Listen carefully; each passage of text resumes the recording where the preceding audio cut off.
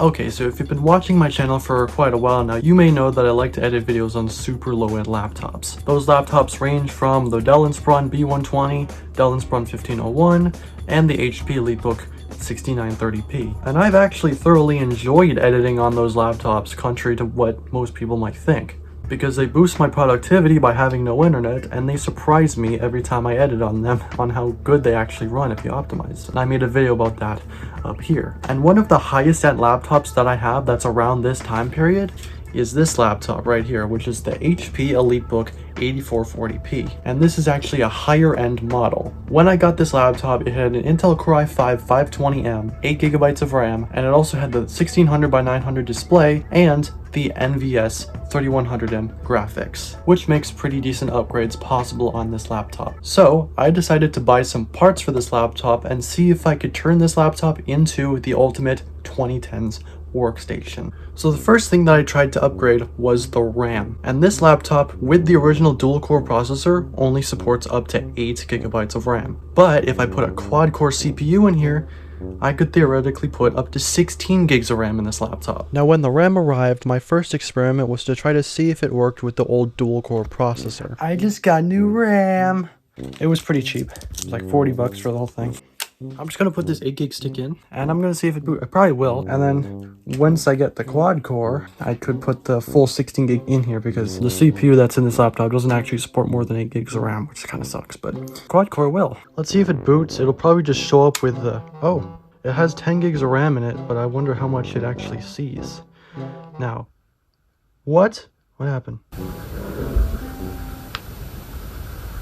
All right, it has 8 gigs of RAM, look, 8192. Now let's start up and hope that it boots. Why? No, don't do that. Maybe it's a Windows problem. Just cause. There, now I put the full 16 gigs of RAM in and see if it boots. Jeez, of course it still freaking lights up. Look at this. 16384. Let's see if it boots to Windows. Why does it just die? Alright, I'm gonna try and just boot to CachyOS. Colonel Panic, I hate you! Alright, it now has 8 gigs of RAM in it. Please work. Wow, that's awesome, man. Wow.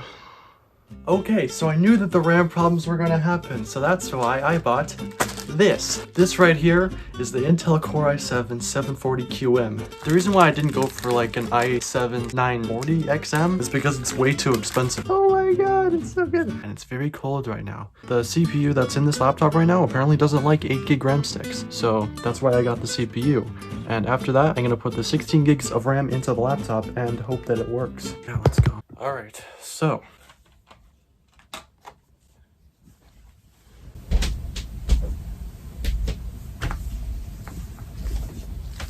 I guess I'm not doing the repair. I can't find my screwdriver. Oh, there it is. Alright, so I'm just gonna take out the keyboard. I'm gonna do it in the laziest way humanly possible. This is the laziest CPU upgrade. Oh my god, of course that fell. They want you to buy a better one. Okay. Here's the old i5 460M. But now let's take out this i7 740QM. Oh my god. And I bent the pins. My god, I hate my life, dude.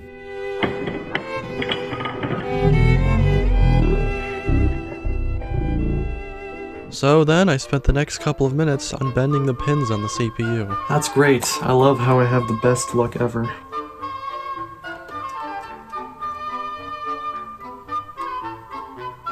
Alright, it actually fits in there now. Let's just close it up. If this works, then gravity has failed at its job. Wow, look at that! Core i7 Q740. Alright, so now I'm gonna actually just upgrade the RAM right away. So I'm gonna put the new stick in there. Now, to give you an idea of how cheap I am, this screwdriver set I've had since 2018. I got this as a Christmas gift and I never ever upgraded it. So for some reason, I decided to mix the 8GB RAM stick with the 2GB RAM stick that was already in there, and they are actually completely different sticks. The truth. No! Don't worry, I test the new RAM again later. No! I just searched up DDR3 sodium and that came up and it was the cheapest option because I'm cheap. But apparently it will support 16 gigs of RAM. Okay, not a great sign. It's already overheating. At least it turns on and works and does stuff. Oh. What the f? Look at that, 8 cores! It's probably my trackpad drivers because I've had that happen. What do you expect? Wait a damn minute. Why does this thing only get up to a 14x multiplier? What did I buy? It only does 1.7 gigahertz under load? What the f***?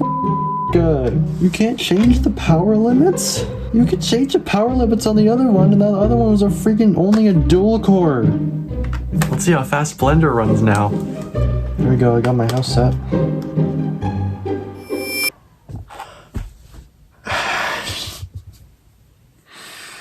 Ain't no way. Ain't no f***ing way that just happened. The worst CPU upgrade I've ever done in my life. It could probably help if I change the thermal paste.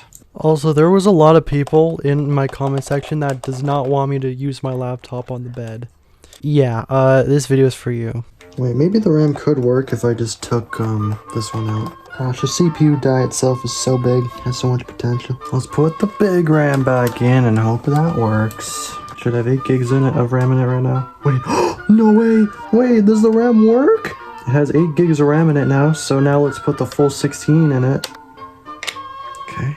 Oh my god, dude, there's no way my EliteBook has 16 gigs in it now. The CPU was only like, what, 20 bucks? I'm gonna open up throttle stop again. There we go. Now it's a fully upgraded HP EliteBook. Oh, I forgot to put in the battery. Oh, that's why. It works. Fully upgraded quad core, 16 gigs RAM, upgraded battery, Windows 7, everything.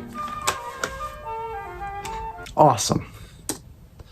Now after you've seen all that, you may think that as a challenge I've actually edited this entire video on this HP EliteBook. And you'd actually be wrong. I wanted to start this project as soon as humanly possible, and I had a whole bunch of Windows 7 updates that I had to install, so I actually ended up editing the whole video on this laptop instead, which is a Dell Inspiron 1501. Yeah.